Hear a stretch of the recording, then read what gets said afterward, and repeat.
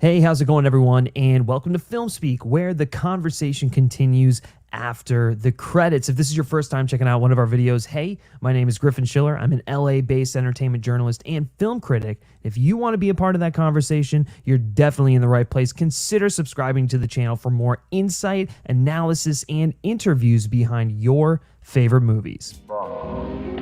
Been like this all day. Did you rub my lamp? 1,000 generations to the Nina. Here we go.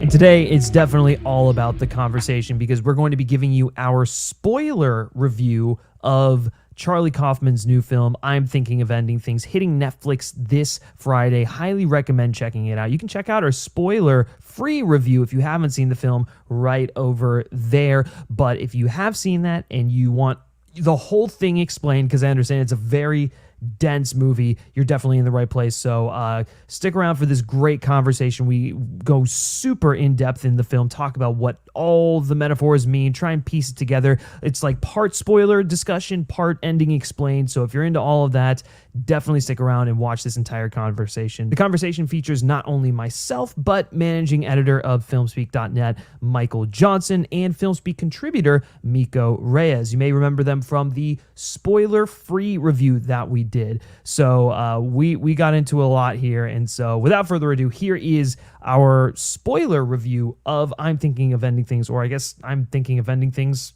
Explained. Miko, where do you kind of want to start in terms of just like breaking down this behemoth of a film? I feel like there are so many avenues in to the film, whether it be the relationship between the two, Jessie Buckley's character's artistic ambitions, the relationship between Jesse Plemons' character and his parents. What I really felt going through the film during these car ride conversations was a sense of the conversation, and the scenes are moving because the car is moving. You see the snow outside, it's blowing, the world is happening around them, but everything is so contained and so aggressive and so kind of like this ticking time bomb like inside this car. Mm-hmm. And I think it is kind of a comment on how when you're with somebody and you're trying to get to know them and you have all these things that are kind of clashing, but it's difficult.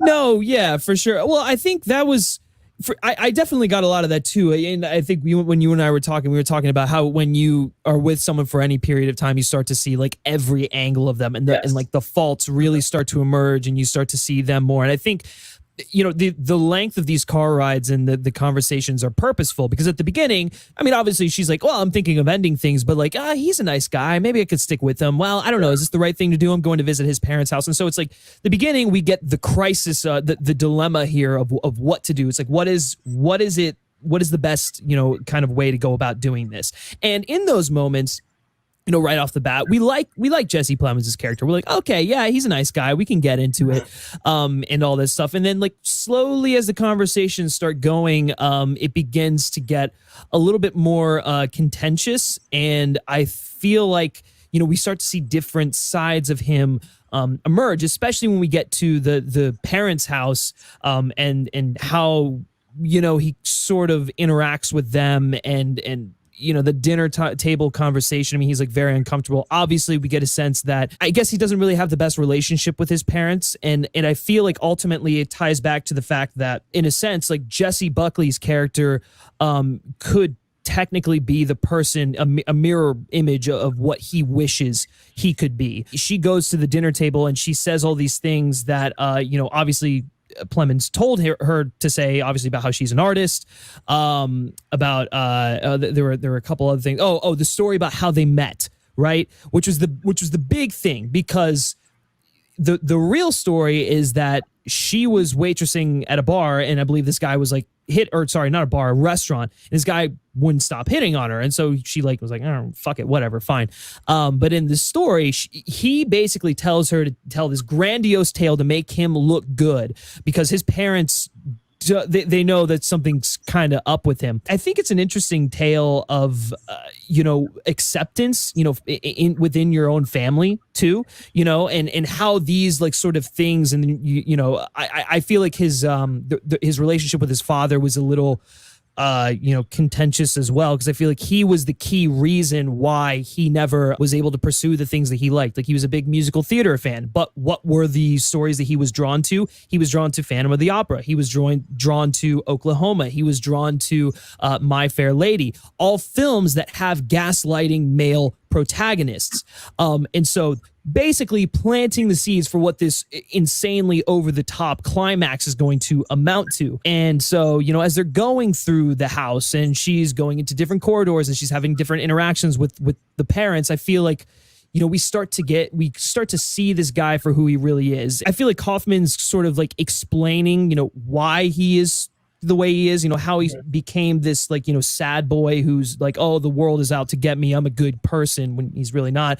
But the thing I love about it is he never says that that's okay, right? He's always basically like, listen, these are the circumstances that cause an individual to be this way, but that's not okay. You should, like, this is very clearly wrong. I just really like that, I'm a fan of Jesse Plemons for sure. And this is, as much as we just said, this is the most Kaufman film that Kaufman has made, this is the most Plemons role that Plemons has played, because that's true. He's also kind of known for these very stoic, reserved, kind of creepy guys, characters that something is bubbling underneath. And this was portrayed really well by him in this role. And we obviously not just see it bubble underneath, we see it explode a couple times in this movie too. But definitely enjoyed his performance, but it was one of those things where I go, that was cast pretty perfectly. Plemons can be both. He can be that really sweet, nice guy that, deserves a shot, but then he can also be that really creepy, misogynistic type of person. So he can play both ends of the spectrum well. And I think what this movie does is it allows him to showcase that. I think that was one of the biggest standouts to me, especially when we get into more of the character.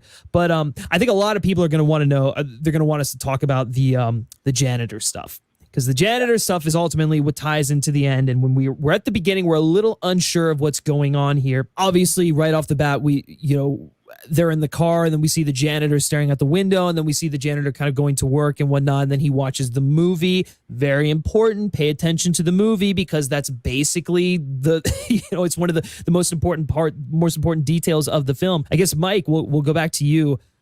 What is your interpretation of the janitor stuff here? It was pretty clear almost immediately, to me anyways, that this was Jesse Plemons in the future. So this was Jake in the future. And it was really because of the narration as well. That wasn't done by accident. Kaufman very specifically had the janitor character mirror what Jake was saying. So he was specifically talking about, one of the first examples anyways, about seeing the kids do Oklahoma every 3 or 4 years. And that cuts to a scene where the janitor is mopping the floor, and Lori and Curly are rehearsing in the hallway.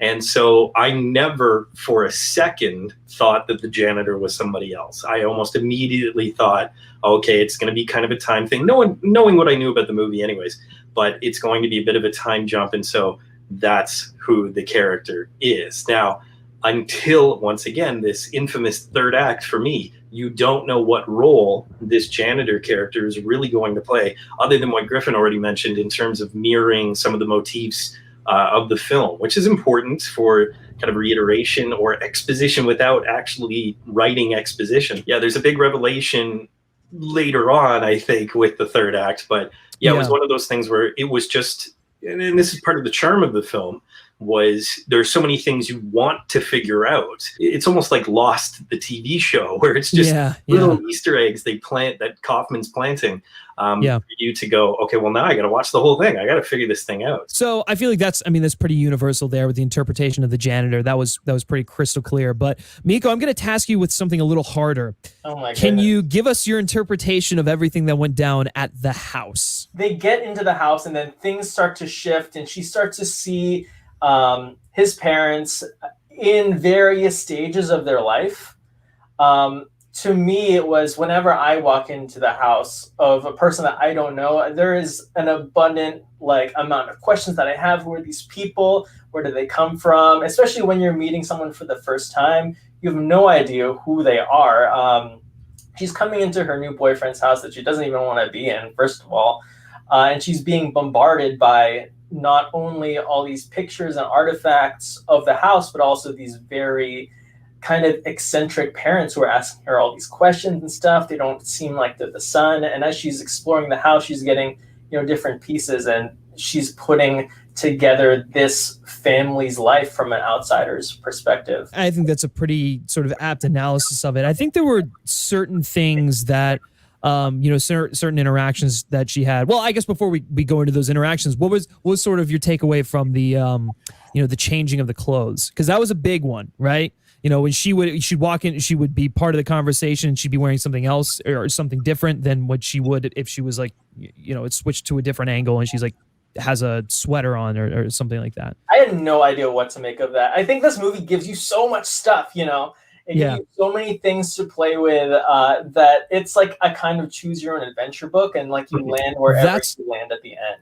I think that's a very accurate analysis of it. The funny thing was, I didn't even really notice it until they got back in the car and she was wearing a completely different outfit. A completely different coat, because the color change was very different. It was funny because it only succeeded the fact that when they were having one of the conversations, they called her Lucy at the beginning, then it was Lucia, and I thought, okay, well, maybe Lucy's short for Lucia, and then he called her Amy or something near the end, and she even has the comment, she was like, well, that's weird, that doesn't sound like my name, but okay, and she goes with it. And it's not only about that gaslighting part, but it's that whole narrative that within what's going on in this movie, that I won't spoil yet, is just the fact that her role is not important. She doesn't have a name. In fact, she's credited as the girlfriend, I believe, right? Yeah. And so women in this guy's mind, in this sad boy, as you call him, this incel, he's basically, the woman is interchangeable. It doesn't matter what she looks like. It doesn't matter what she wears. It doesn't matter what her name is. That's not the important piece. So it wasn't until she had that little piece of narrative, I went, okay, that's why she keeps changing, and that's why her name's not important. And so that's what I got out of it anyways. Kind of wrapping out the house, I think when she went around, and especially the conversations with the dad, I think it showed that he came from an upbringing where this kind of behavior, this incel behavior, was accepted because his dad was kind of predatory. The way he talked to her about sex, it was like he looked down on his son for being like, oh yeah, this bed can't really handle the sex, but maybe like I could show you a few things. There was a conversation that she had with him with the mother on her deathbed, and it's like, okay, maybe he maybe the dad like cheated on the mom, or like would sexually force himself onto her. So like there's already sort of like a pattern of behavior that Jesse Plemons' character has there as an example, and of course he's going to sort of adopt that behavior. So then, they get back in the car and they leave and whatnot after that whole debacle. The other thing to point out is when she goes to the basement and we see the janitor clothes in the washer, that becomes important later on. And then also the paintings, again, sort of hinting at the fact that this guy's a creative at heart. And he had that sort of creative ambition sort of repressed because it was not masculine. And so I feel like that's another sort of like thing that Kaufman's getting at here, which is the commentary on like, masculinity. So then we get to the ice cream place, which is interesting. I think that's where some of this stuff starts to become a little bit, I wouldn't say heavy-handed, but Kaufman's like, all right, I'm going to kind of stop toying with you. I'm going to actually start to give you answers. And so Miko, what did you sort of make of that sequence? I expected an answer straight up. Of course, Kaufman's not going to give us an answer straight up. There's going to be a little more thinking involved as we leave there. But I do think from what I had understood, and maybe I'm wrong. Mike, you can tell me if the book has something different to say. These ice cream workers are kind of part of like a narrative where he has either like assaulted them in the past, or he has said some, or he's like made remarks. So they obviously know him from somewhere, whether they're from a different time period in his life, I don't know, but it felt very felt like they were afraid. The way I interpreted it was exactly what you said, in terms of the the marks on them and stuff like that. But then the two twins, the two, I guess you could say, like, pretty girls or whatever, I feel like they were the ones, that's how he viewed people who rejected him, right? They're like these beautiful people that won't give him the time of day, and he doesn't want to be seen by them because like he doesn't want to have his ego broken. And so, which is why when we get to the ending and he's doing the musical number to Oklahoma, both of them stand up and they give him the attention that he's wanted. Yeah. So anyways, that's sort of like what I got out of it a little bit and then with the other girls saying like, you don't have to be here. But Mike, obviously the man with all the answers, I guess what do you have to say? Yeah, sure. Okay, here we go. In the book, the girlfriend and Jake, spoiler, are the same person. And it is not very much, it's not like a Tyler Durden kind of moment, but it is in a few senses. And one can assume that this entire story is within the construct of Jake's mind. A lot of that Kaufman hints at, and if we go back to the house, similar things like when she sees, it's even in the trailer, she sees a picture and she says, "Oh, who's that?" And Jessie Plemons says, "Oh, can't you tell that's me?" And she looks at it and she goes, "No, it's not, it's me." It's because they're the same person. Same thing goes for when she's looking for answers about I think he apologizes about the musty smell. And she's like, "What smell?" He says, "Oh, it's a dog." And she's like, "Well, what dog?" And the dog shows up out of nowhere. It's, these things are literally being created kind of at the moment, right? And so this is this kind of dreamscape that he's creating. And so the women that work at the ice cream shop, the one that is quote unquote homely, or at least not as attractive, when the girlfriend looks at her and says, "She seems familiar, like I know her," it's also assumed, or at least this is my assumption, that she as well is part of Jake's personality, that she is Jake. And so that's why when Jake hands her the money to buy the ice cream, they both have the same rash. And that's why they're the same person. So it's kind of a warning when she says to the girlfriend, "You don't have to move forward." She's like, "What do you mean?" She's like, "You don't have to move forward in time."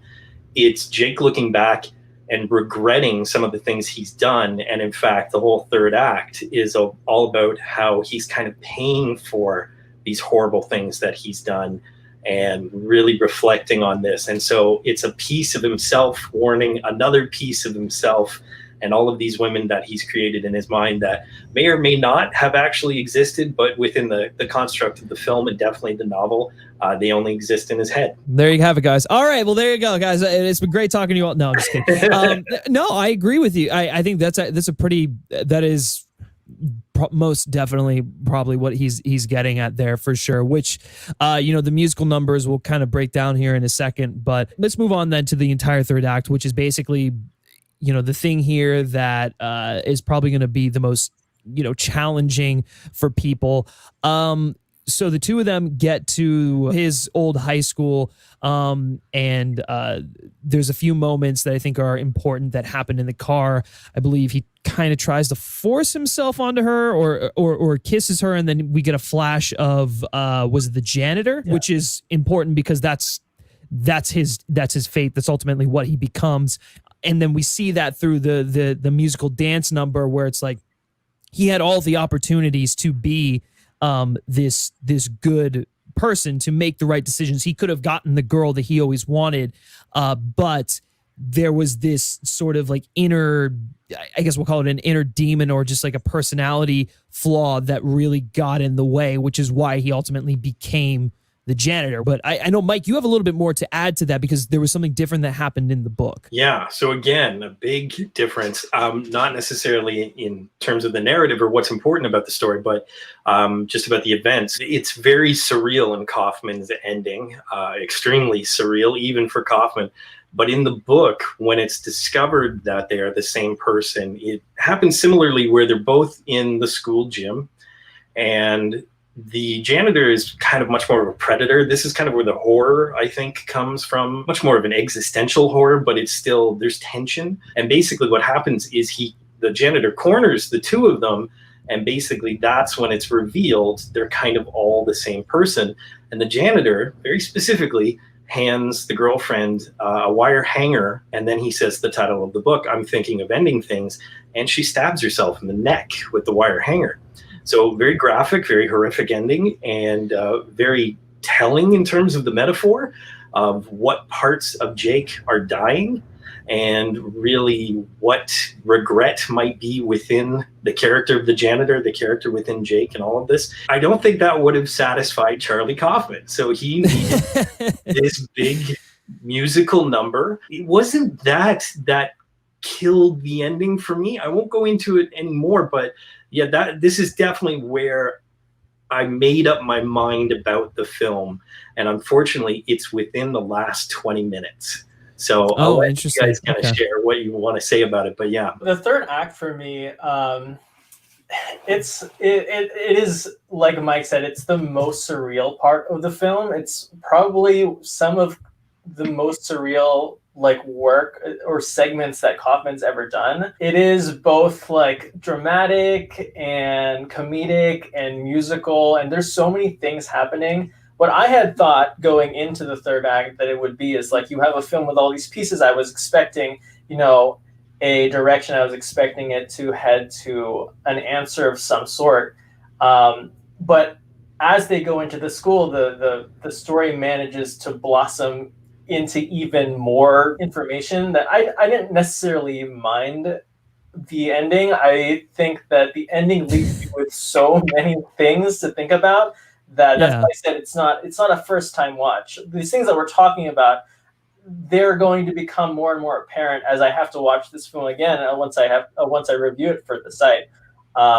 And maybe then I'll start kind of forming things in my mind a little more of where I stand. I mean, I think definitely the third act and the climax with the back-to-back musical numbers is, it'll it will, I guess, cause people to sort of like, who are on board to sort of, some people will get lost by it and they won't really like the way that's going.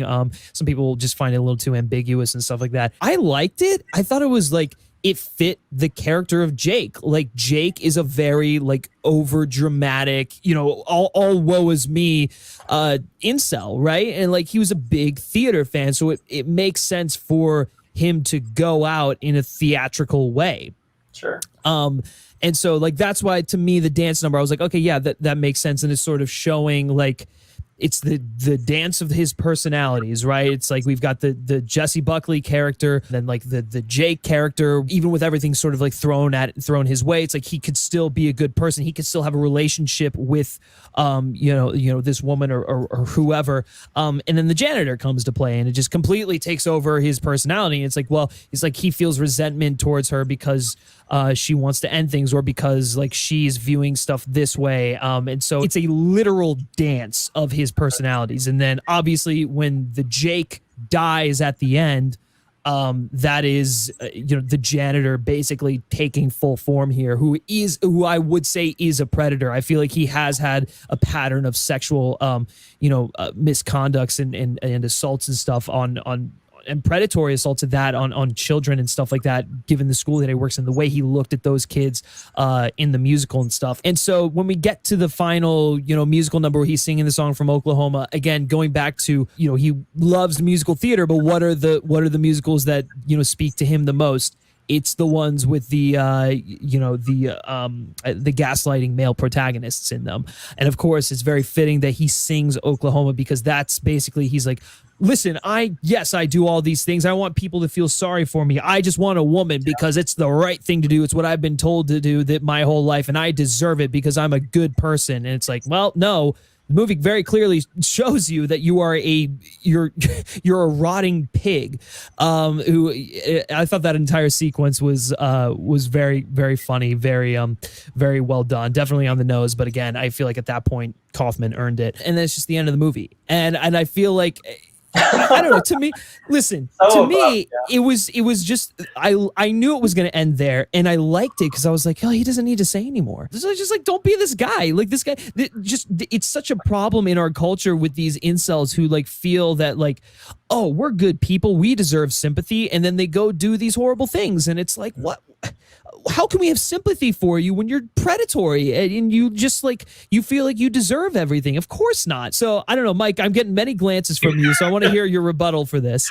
Well, okay, so this is where, like I had mentioned, it loses me. And the funny thing is, it's one of those films that I think I get, because who can say if I've actually got it, but just because of, the fact that I've read Beckett and that I was in Oklahoma in a community theater, so to me, I knew exactly when he was singing that Judd song, what the subtext was. And the fact that he sings a Judd song about, like, I'm going to get me a woman, like you had said, I go, okay, subtext is clear. The dance sequence as well mirrors exactly what happens in Oklahoma, where Dream Lori and Dream Curly are dancing together, and they're interrupted by the predator. So in Oklahoma, it's Judd, and in the Charlie Kaufman movie, it's the janitor.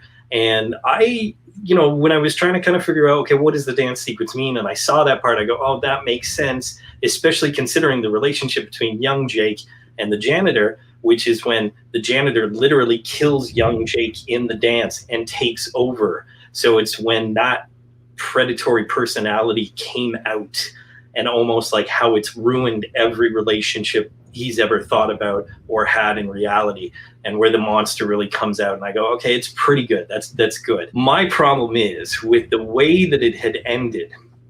Why end on the most surreal note? Kaufman has really never done that before. And I think I've always talked about accessibility in filmmaking. And I know that not every film has to be 100% accessible by 100% of everybody who sees it. That's what makes art great. But this is exactly the type of film where I can appreciate it, but I don't necessarily like it, where I can give it praise, but at the same time, don't ever have to watch it again. I don't even mean that negatively, but it's a long movie. You've sat through 2 hours at this point, probably 2:15 by the time we get to this dance sequence and we get to the ending where basically this is the payoff. And so going back to what I had said originally, when the film ended abruptly after this very bizarre musical number with Jessie Plemons singing, and everybody in old person stage makeup. I'm not sure I quite got that one. But anyways, when it ended, I kind of went, oh my God. The ending to me, and that abrupt ending where there is no real conclusion. And like you said, Griffin, that's not necessarily a bad thing. It gets you to think about it. All three of us have said we've had to think about this movie when it ends. That's a great thing about art. But the experience overall for me, the payoff wasn't worth it. That's all I'm going to say. And that third act really changed how I looked at the time that I've invested in the film prior to that. Interesting, because I feel like it had the exact opposite effect on me, whereas like I couldn't wait to watch it again. To see what more I could pick up on, and to just like, get something different out of it, because there's, again, as Miko was saying, it is sort of like a choose your own adventure things, which actually I will say might be the film's biggest downfall. It might have too much on its mind for its own good. And I don't know if Kaufman he does a pretty damn good job, but I don't know if every single motif that he's looking to explore necessarily lands, simply just because he doesn't, there's not enough time to marinate it. Although I will say he does it a lot better than many other filmmakers would. But I guess, Miko, for you, was there anything that you wanted to add regarding the final, musical numbers? Sure. I think that I'm actually coming at this from like a neutral, like Switzerland party. Well, that's good. We have three people with three different viewpoints on it. This is great. This never happens, I swear. Only because I feel where Mike's coming from. I think that the ending is a little obtuse, but I think with more time and the stuff before it is so strong that it makes me want to go back into it and discover more. And no matter what you think of the musical numbers at the end, the music slaps so hard at the end. It does. Yeah. Which good chance to plug your interview with the composer, right? I recently did an interview with Jay Wadley, the composer, and he talks about how he crafted that ballet first, and then he made the music kind of branch out from that, putting it in different places. And it's a really fascinating interview, and he's like a he was a great person to talk to in terms of how to understand the film through the music. So well, hopefully that gave you a little bit of insight into where our heads were at as we were watching this incredibly dense and confusing film. You know, it's just really one of those things where it's like as you talk it through, the movie really starts to sort of come together. So hopefully this was your outlet of talking it through, listening to us, and hopefully it all just sort of came together through this discussion. But guys, the most important thing is, what did you all think? I want to hear your spoiler thoughts on Charlie Kaufman's I'm Thinking of Ending Things down in the comment section below, and let us know your theories of what exactly this film means, what it's all about. It's a very challenging piece of cinema, but I thoroughly enjoyed it, and so hopefully you all did as well. If you haven't done so already, be sure to like this video, share with your friends, and consider subscribing to the channel for more content such as this and other great movie reviews, interviews, and all that excellent stuff. You can check out FilmSpeak on Facebook and Twitter. Just search FilmSpeak, and if you like me specifically and you like what I have to say, you can give me a follow on Twitter at Griff Schiller. All right, guys. Thanks so much for checking this out, and I'll catch you next time. Take care.